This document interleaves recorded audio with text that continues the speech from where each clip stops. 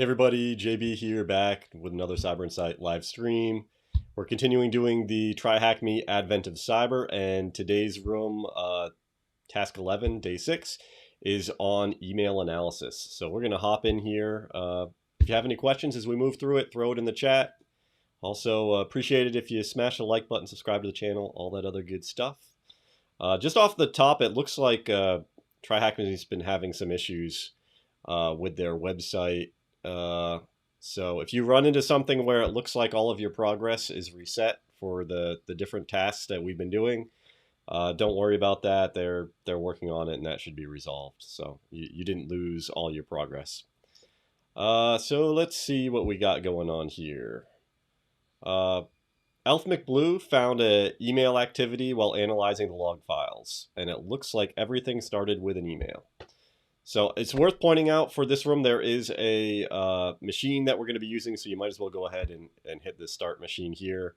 And then once that is actually loaded, you're going to want to hit the show split view up at the top to pop that out so you can get in there. So let's take a look at what we're going to be covering in this room today. So we're going to be talking about email analysis.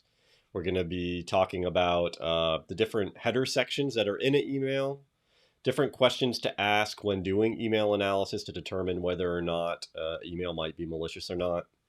We're going to look at the different email sections, header sections to evaluate an email.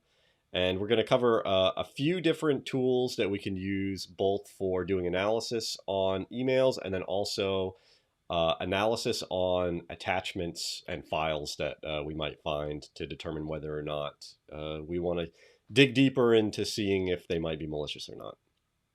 So what is email analysis? So it's the process of extracting the email header information to expose the email file details. So this is stuff that we might not necessarily be able to see if we're just using our browser or some type of email software like Outlook or something like that. The email header contains the technical details of the email, like the sender, the recipient, the path, the return address, and attachments. Usually these details are enough to determine if there's something suspicious going on with the email and decide if we want to take further actions on the email, like filtering it, quarantining it, or actually delivering it. This process can be done manually, or it can be done with the help of tools. So there's two main concerns when doing email analysis. There's security issues, identifying things that might be abnormal or suspicious. There's performance issues, so like identifying different types of delay or delivery issues that might be in the path that the email takes going from the sender to the receiver. And this task, since this is TryHackMe, it's really looking more from a security concern. But the tools that we're using here, really, you could use those as well, especially for the email analysis portion, if you were trying to troubleshoot performance issues. So before we do a hands-on analysis, I want to be familiar with the term social engineering and phishing. And we kind of hit social engineering a little bit before, but social engineering is a psychological manipulation of people into performing or divulging information by exploiting weaknesses in human nature. These weaknesses could be curiosity, jealousy, kindness, greed, or willingness to help somebody. So it's pretty much you leaning on somebody, putting some leverage on them somehow, with the hope of being able to pull out information that they want to keep protected. Phishing is a subsection of social engineering delivered through email to trick someone into either revealing personal information or executing malicious code on their computer. Phishing emails will usually appear to be from a trusted source, whether that's a person or business. They include content that tries to tempt or trick people into downloading software, opening attachments, or following links to a bogus website that might have malicious content or payloads on there that could infect your machine. So they do have a phishing module if you wanted to go check that out. So why does email analysis still matter? So various academic research and technical reports highlight that phishing attacks are still extremely common, effective, and difficult to detect. It's also part of penetration testing and red team implementations. Therefore, email analysis competency is still an important skill to have. Today, various tools and technologies ease and speed up email analysis. Still, a skilled analyst should know how to conduct a manual analysis when there's no budget for automated solutions. So they do point out here that in-depth analysis requires an isolated environment to work. So with anything that could be malicious, you don't want to go clicking and opening up documents or applications. That's why you normally want to have a sandbox or something like that to run those things in. It's only suggested to download and upload the received emails and attachments if you are in the authorized team and have an isolated environment. Suppose you are outside the corresponding team or a regular user. In that case, you can evaluate the email header using the raw format and conduct the essential checks like sender, recipient, spam score, and server information. So what are some areas that we actually will look at when analyzing email and kind of the structures of email headers? Some of these will seem pretty familiar to you. Others, if you've never actually done any type of email analysis, you might not have heard them before. So from, the to, the date, so timestamp when it was sent, subject of the email, return path. This is kind of like the reply to. So if you reply to an email, the reply will go to this address that's mentioned in this field. The domain key and DKIM signatures. So email signatures are provided by email services to identify and authenticate emails. SPF, this shows that a server shows the server that was used to send the email. So it will help to understand if the actual server is used to send the email from a specific domain. So this is supposed to tie back to specific email servers that are tied back to domains, so that way you can verify where the message came from. Message ID is a unique ID. The MIME version, it'll be used to help understand the delivered non-text contents and attachments. X headers, the receiver mail providers usually add these types of fields. X received is the mail servers that the email went through. X spam status is a spam score for the email. X mailer is the email client name. So a bunch of different information here that is completely normal that we'd expect to see. And sometimes there's different ways where if it seems, a little bit off when doing analysis of this, then that would make us want to take the next steps to see if there's something malicious going on there. So as I mentioned, there's a few types of steps and questions that we would want to look at once we actually have this information to do analysis on if something is kind of fishy. No pun intended. So do the from, to, and CC fields contain valid addresses? So something that's invalid would kind of be a red flag. Do the from and to fields, are they the same? If it's the same, then that could be a potential red flag. Do the from and return path fields, are they the same? Having different values here would be a red flag. Was the email sent from the correct server? Does the message ID field exist, and is it valid? So if it's empty or malformed, that could be a little iffy. Do hyperlinks redirect to suspicious abnormal websites? Yeah, you don't want to just be going and clicking on hyperlinks. You want to actually hover over those and see where that's actually pointing to. And do the attachments consist or contain a malware? And how do we go about determining that? Anybody has any guesses? If you've done any type of malware analysis before, then you know that normally the first step that you want to do if it's something that you're unsure of is get a hash value of that and then go and run that against a few different websites to see if anybody else has seen it come up as malicious before.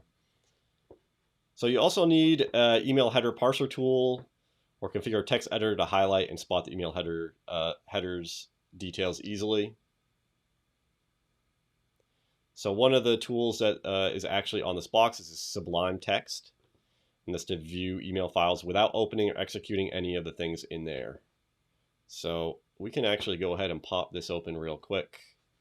So here's the email that's on the desktop that we're going to be doing analysis on. And this is the Sublime Text tool that was mentioned. We can right click on this, open with Sublime Text.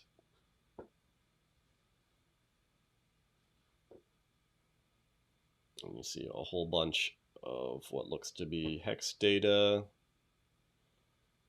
Let's see if we can get that to go back up to the top. For some reason that opened near the bottom. Let's move that back up. Okay, so here we go.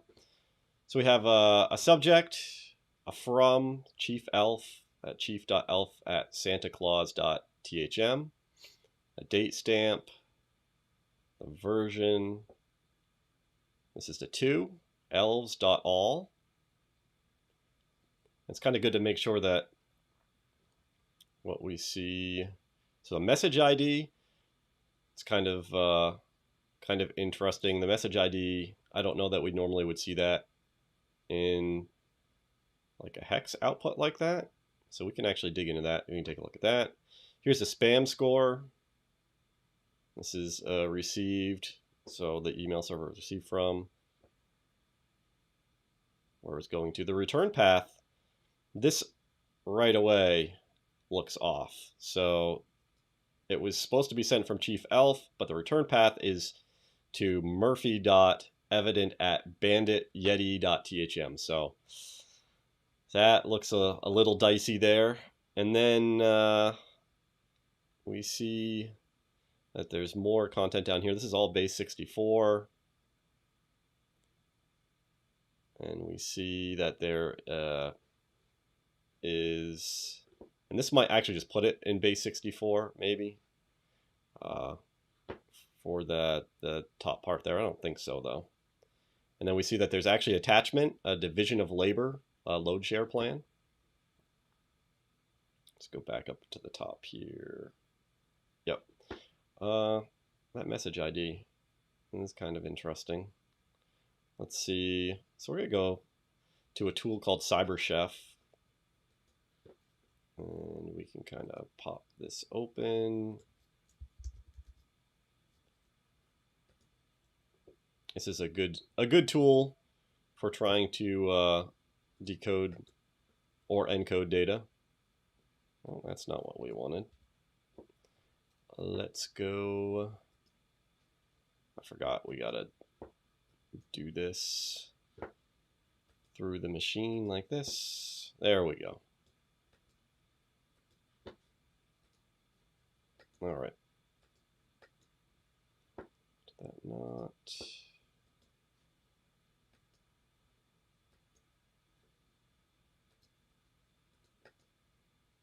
I don't know why that does not want. There we go. Okay, so from base 64. Oh, we see when we run it through a base 64 decoder, it says AOC 2022 _ email analysis. So little hidden Easter egg in there, I think. All right, let's see what else. Let me say here. So we kind of talked about different ways that we can go and open that up, which we already did.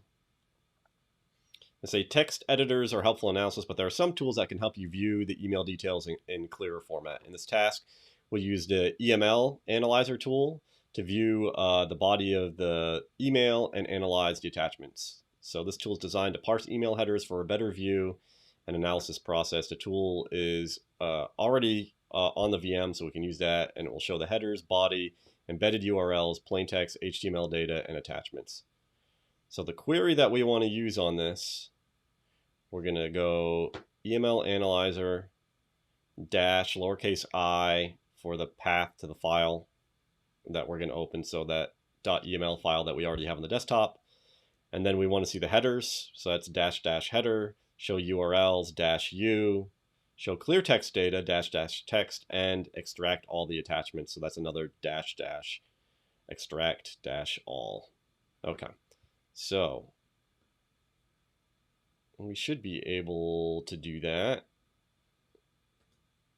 So let's get out of Sublime and let's pop open this terminal. And all right, I'm gonna zoom in a little bit. Okay, so let's see where we're at. We're under that. Let's CD to the desktop, since that's where the file is. Should be able to see that. Yep, the urgent EML. So that was EML analyzer dash I dash I, and that's going to be urgent. And then it was dash dash a few different options we were doing. So header and HTML.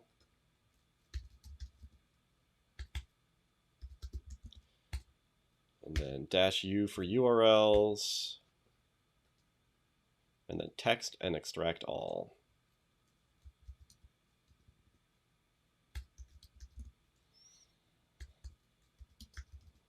Extract all. All right, let's see what we get.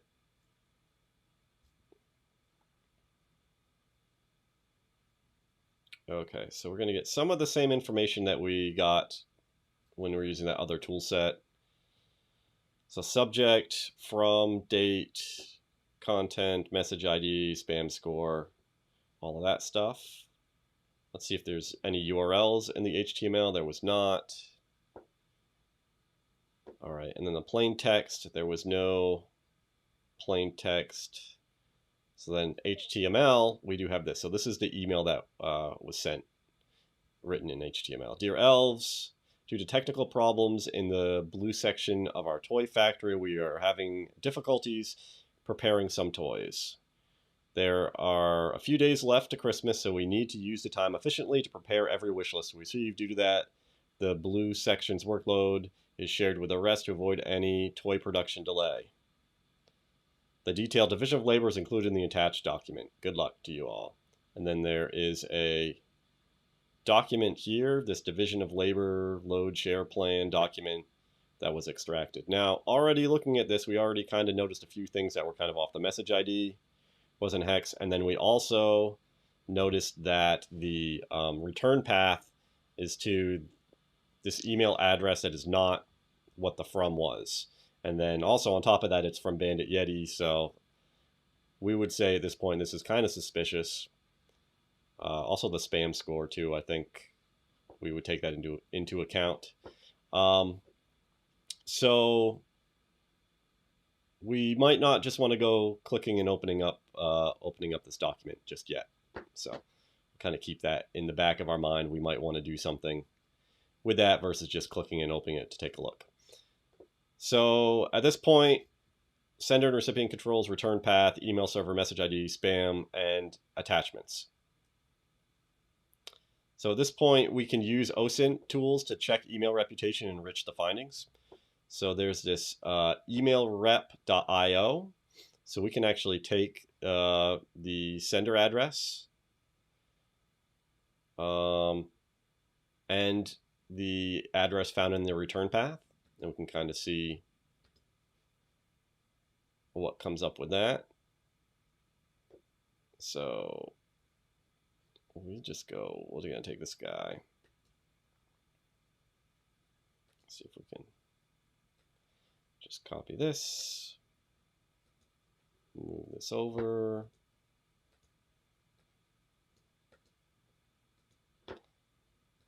We can just drop that in here, get rid of that, and let's see. So, suspicious. This domain is valid, but it doesn't have a valid MX record. Okay, the email address is not deliverable, and the domain has a low reputation.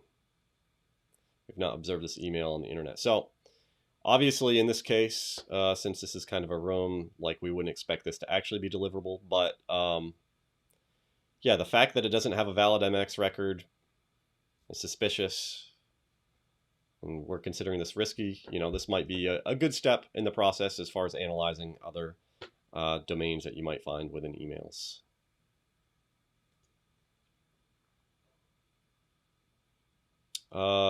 So here, if you found any suspicious URLs and IP addresses, there's some other tools we could end up doing. We didn't find any URLs or IPs to look up, a virus total, IP info, house reputation, we do all that. After completing the mentioned initial checks, you can continue to the body and attachment analysis.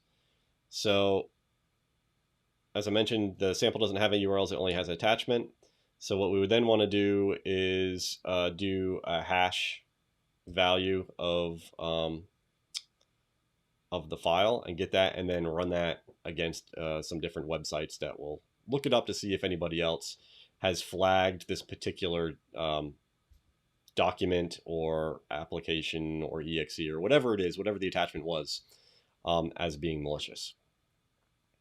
So we could do a few different things. We could use SHA, we could use MD5, really just depends on what hashing algorithms are on the OS for your box. And that was, let me see the name of this thing. Let's cd into EML attachments. Okay, there we go.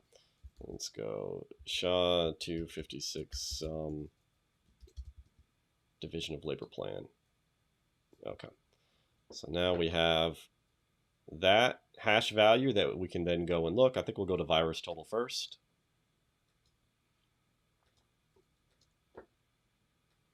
That's a pretty popular spot to go to. So we go to virus total. I already have this up. So if you actually had a file, you could upload it here. That's probably not the best thing to do as far as just moving files around and stuff like that. So the hash is a little bit more safe way to handle that. And here we go. So this actually has got flagged by a whole bunch of different people, different companies, as being malicious. You also see there's a bunch of stuff that hasn't detected it as so. We can go into the details here. We can see different hash values depending on the type of hashing algorithm that you use. We can see when it was created, which is pretty recently. Relations. So these are other drop files that you might see related to this as artifacts on a machine.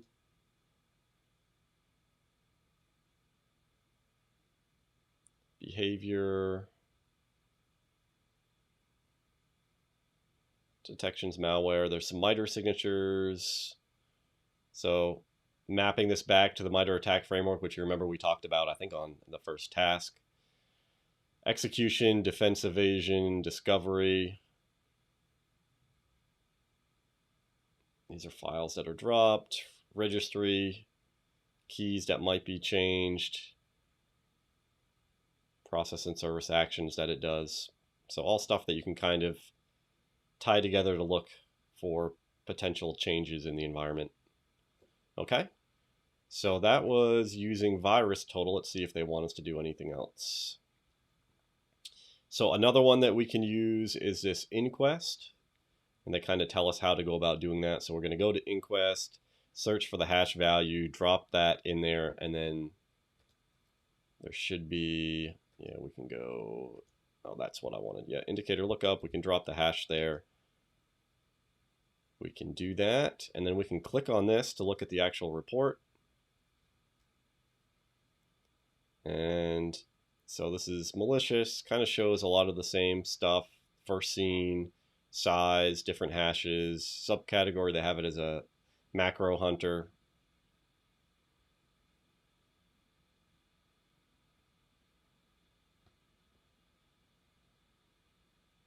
A whole bunch of other information with that. But yeah, just another resource you can use to try to determine if a document or file is malicious. And they say, okay, so once you've gone through those steps, you are finished with your initial email analysis. The next steps are creating a report of findings and informing the team members, managers in the appropriate format. So now that we went through that, they got a bunch of questions that we're going to answer. We might have actually got some of the answers for all of these before when we were kind of working through it, but we'll just kind of see. So what is the email address of the sender? So I think that was the chief elf, if I remember correctly. Let's see.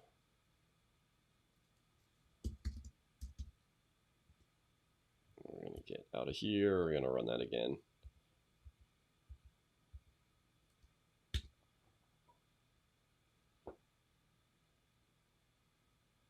Okay, so yeah, the chief elf at Santa Claus. Copy that, move that over. Oh, that didn't take that. Let's try that again.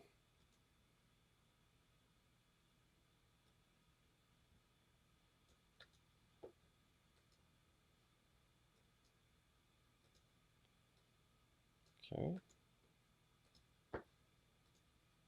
We'll drop that there. Get rid of that. Get rid of that. All right. What is the return address? Now, this was the one that I believe was the one that initially raised some flags because of the fact that it was the Bandit Yeti email address down here. Let me move down a little bit so you can see it. Okay.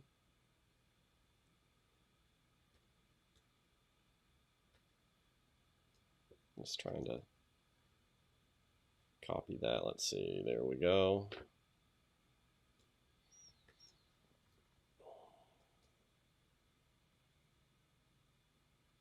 Let's see if we can move that over. There we go.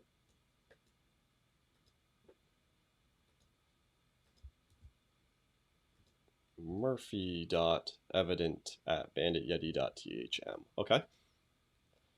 On whose behalf was the email sent? I believe that was the chief elf. And what was the X spam score? I think I saw that that was a 3. But let's see. X spam score was 3. And what was the hidden value of the message ID field? Okay, so that was the one that we kind of noticed at the beginning. And we went and used CyberChef for that. What was this?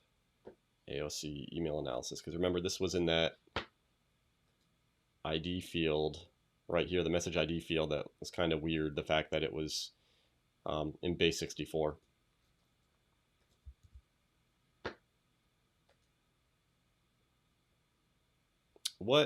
Visit the email reputation check website provided in the task. What was the reputation result of the sender's email address?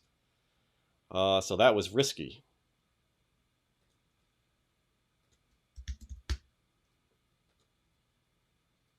Check the attachments. What is the file name of the attachment? That was the one that we did the hash on, but it is division of labor load share plan doc. All right.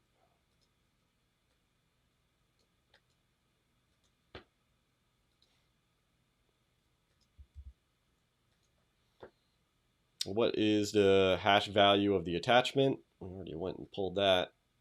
So we can just grab this here. And this was the hash value in SHA-256. So obviously if you do it with MD5, it's going to be a different value.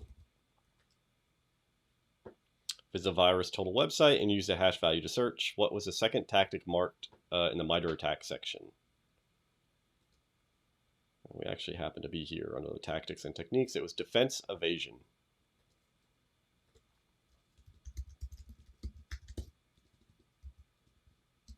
Okay.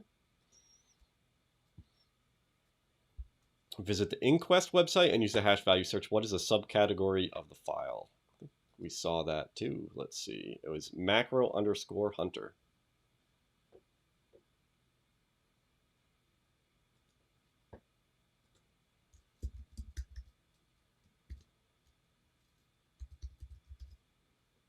Okay.